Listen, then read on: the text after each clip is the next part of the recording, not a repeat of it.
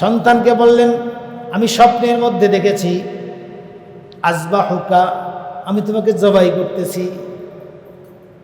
কয়েকদিন এরকম দেখেছি। তোমার মত কি বলেন তো দেখি। সন্তান মত দেয়, তুমি ফেলে রেখেছ যখন আমার শিশুকাল, তুমি দেখতে আসো নাই, পানি দিতে আসো নাই, আমার মা কত কষ্ট করে আমাকে বড় করলো, তুমি এখন জবাই করতে আসবা। সন্তানের জবাব এটাই হওয়ার কথা। তো তিনি এই আদেশ তো বাস্তবায়ন করতে পারবেন না, আবার সন্তানকে জিজ্ঞাসা করতেছেন কেন? তার কারণ হলো, ওই যে ফেরেশতা এসে বলছিল একজন ধৈর্যশীল সন্তানের সুসংবাদ দিতে এসেছে। উনি জানতে চাচ্ছেন আসলে যেই সন্তান আল্লাহ আমাকে দিয়েছেন এটা কি ধৈর্যশীল না প্রতিবাদকারী। দেখি তো একটু, আমি ওই রবের নির্দেশের কথা বলি। আন্নী আযবাহুকা ফানজুর মাযা তারা ক্বালা ইয়া আবাতি ইফআল মা তু'মার সাতাজিদুনি ইনশাআল্লাহু মিনাস সাবিরিন।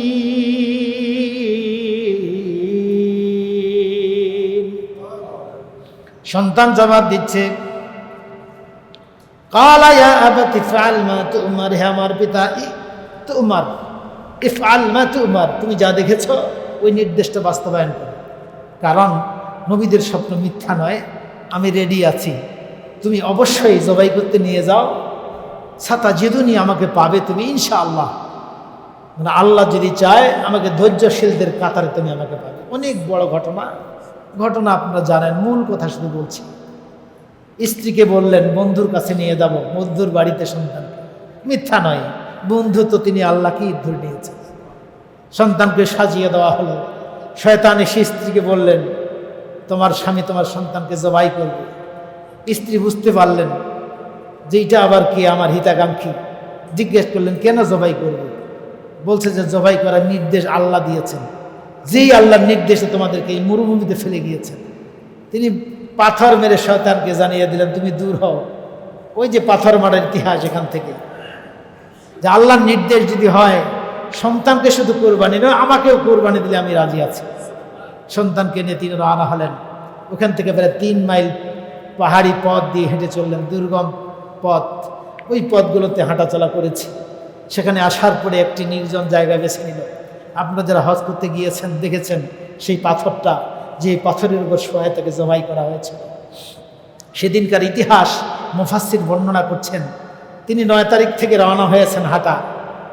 আপনার কুরবানের দিন যখন তিনি সন্তানকে ওই পাথরের উপর শোয়ায় দেয়, এই সময়ের মধ্যে গোটা আকাশের ফেরেশতারা মাসজিদ থেকে মাগরিব পর্যন্ত দৌড়াদৌড়ি করছিল, আল্লাহু আকবার আল্লাহু আকবার, শুধু এই শব্দটা।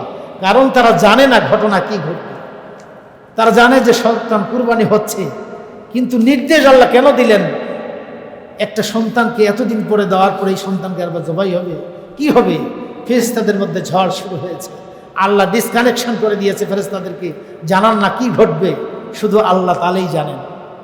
হযরত ইব্রাহিম আলাইহিস সালাম সন্তানকে শোয়ালেন, কুরবানি করছে, কুরবানি হয় না, জবাই হয় না। সন্তান জানিয়ে দিল, বাবা, যেই সন্তানের গালে মুখে গলায় তুমি বারবার চুমু দিয়েছ, তোমার মায়ের কারণে ভালোবাসায় তোমার হৃদয় সিক্ত হয়ে আছে। বাবা, আমি বুঝতে পারছি যতই তুমি ছুরি চালাচ্ছ, কিন্তু ছুরি তো কাটে না। আমি তো বুঝতে পারছি তুমি শক্তি দাও না। বাবা, তোমার চোখগুলো তুমি বেঁধে দাও।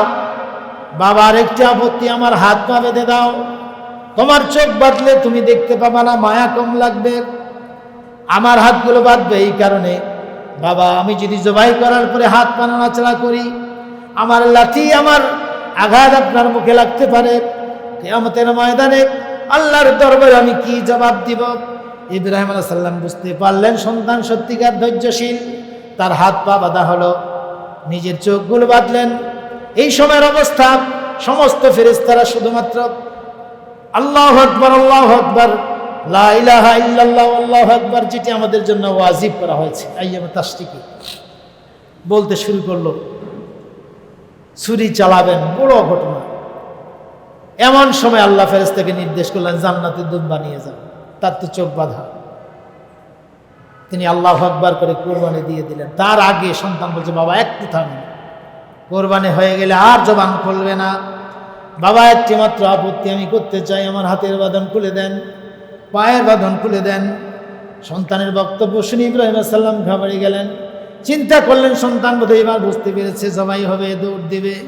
তিনি বললেন, বাবা আগে বলো কেন হাতের বাঁধন খুলতে বলছো?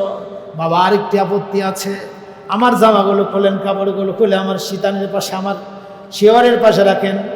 বাবা ছোট্টবেলায় যখন পানির পিপাসায় ছটফট করতাম, আমার মাকে যখন ডাক দিয়ে দিতাম, মায়ের কোলে আমি জড়িয়ে ধরতাম। আমার মাকে যখন ক্ষুধা লাগতো আমাকে জড়িয়ে ধরে আমাকে চুমে খাইতো, আমার মায়ের পিপাসা নিবারণ হতো। মায়ের জিভটা চুষে আমি আনন্দের সাথে পানি পান করতাম। আমার মা যখন শুনবে ইসমাইল জবাই হয়ে গেছে, আমার মা হয়তো মারা যাবে, আমার মা সহ্য করতে পারবে না। বাবা আমার মা সারা জীবন একাই থাকবে, কি নিয়ে থাকবে? আমি যখন জবাই হব আমার রক্ত মাখা জামাগুলো আমার মায়ের কাছে আপনি ফিরিয়ে দেবেন। ইব্রাহিম আলাইহিস সালাম কত পাষাণ হৃদয় না হলে এই অবস্থাটা সহ্য করতে পারে? তিনি বললেন, ঠিক আছে বাবা, তাই করা হবে, কিন্তু হাতের বাঁধন খুলে দেবে কেন? ইসমাইল আলাইহিস সালাম বললেন, বাবা আমি যখন কিয়ামতের ময়দানে হাত বাঁধা পা বাঁধা অবস্থায় দাঁড়াবো, আল্লাহ রাব্বুল আলামিন যখন বলবেন, ইসমাইল তোমার বাবা তো পরীক্ষায় পাস করেছে, তুমি তো পরীক্ষায় পাস করতে পারো নাই, তুমি তো বলছিলা ইনশাআল্লাহ মিনাস সাবিরিন, তুমি নাকি ধৈর্যশীল হবা, কিন্তু ধৈর্যশীল হতেও বাঁধন থাকার কথা ছিল না। সুতরাং বাবা আমার হাতের বাঁধন খুলে দেন, আল্লাহর বস্তে আমি কোরবানি হয়ে যাব, আমার হাত পা আমি নড়াচড়া করব না। তাই করা হলো। বিসমিল্লাহ আল্লাহু আকবার বলে যখন ছুরি চালাইলেন, কোরবানি হয়ে গেল। তিনি ওয়ালিল্লাহিল হামদ বলে যে হ্যাঁ আল্লাহ কবুল করেছেন। চোখ খুলে দেখলেন দুম্বা কোরবানি হয়েছে, সন্তান দাঁড়িয়ে আছে, ফেরেশতা দাঁড়িয়ে আছে, সুবহানাল্লাহ। তিনি আকাশের দিকে তাকিয়ে বলে, আল্লাহ কি হলো, আমি কি পাস করতে পারলাম না? আল্লাহ তাআলা জানিয়ে দিলেন, ওয়ানাদাইনাহু আইয়া ইব্রাহিম, আমি ডাক দিয়ে আমার নবী ইব্রাহিমকে জানিয়ে দিলেন, ইব্রাহিম তুমি পরীক্ষা পাস করে ফেলেছো। যদি আমি দুম্বা নিয়ে না দিতাম তাহলে তোমার সন্তান কোরবানি হতো। আমি কেন তোমার সন্তানকে কোরবানি দেব? আমি তোমার মনকে কোরবানি দিতে চেয়েছি। পৃথিবীর মানুষ জানিয়ে রাখো, আমার নির্দেশ যাবে, আমার নির্দেশের কাছে তারা কোরবানি হয় কিনা। নামাজের ক্ষেত্রে, রোজার ক্ষেত্রে, হজের ক্ষেত্রে, দিন প্রতিষ্ঠার ক্ষেত্রে তাদের প্রিয় জিনিসটি কীভাবে কোরবানি করতে পারে, তাদের স্বার্থ কীভাবে কোরবানি করতে পারে, এটি কিয়ামত পর্যন্ত আমি বান্দার এই মনের অবস্থাটা দেখব। ইব্রাহিম তারা যদি তাদের রবের নির্দেশের কাছে তার কোরবানি হতে পারে, তাহলে ইব্রাহিম তুমি জানিয়ে দাও, ইন্না কাযালিকা নাজজিল মুহসিনিন। কিয়ামত পর্যন্ত সমস্ত বান্দা যারা এইভাবে কোরবানি উপস্থাপন করবে, রবের নির্দেশের কাছে যারা ত্যাগ স্বীকার করবে, ইব্রাহিম তোমার মতো প্রতিদান আমি কিয়ামত পর্যন্ত আমার বান্দাদেরকে আমি দান করব। একটি ঘটনার মধ্যে আল্লাহ তাআলা বান্দার সমস্ত সফলতার চাবি রেখে দিয়েছেন। সুতরাং কোরবানি শুধুমাত্র গোশত খাওয়ার জন্য নয়, আল্লাহর নৈকট্যের উদ্দেশ্যে আপনি আপনার পছন্দের কোরবানিকেই কোরবানি করবেন। আর এই কুরবানির ছুরি চালানোর মধ্য দিয়ে আপনি আপনার নফসের যত অসত্য চিন্তা কল্পনা মতবাদ যা আছে সব কোরবানি করবেন। এইটি আল্লাহ তাআলা চাচ্ছেন। বান্দা যদি এটি দিতে পারে তাহলে বান্দা পুরস্কার পাবে ইব্রাহিম আলাইহিস সালামের মতো। আসুন আল্লাহ রাব্বুল আলামিন সূরা সাফফাতের 102 নম্বর আয়াত বারবার পড়ি। এখানে বিস্তারিত ঘটনা আছে, তাফসীর আছে, মোবাইল আছে, খুলে দেখে পড়বেন। আল্লাহ তাআলা ইব্রাহিম আলাইহিস সালামের সেই আদর্শ গ্রহণ করে ব্যক্তি, পরিবার, সমাজ, রাষ্ট্রীয় জীবনে বাস্তবায়ন করবার তৌফিক দান করুন। সবাই বলেন আমিন। সুবহানাকাল্লাহুম্মা বিহামদিকা আশহাদু আল্লা ইলাহা ইল্লা আনতা আস্তাগফিরুকা ওয়া আতুবু ইলাইক।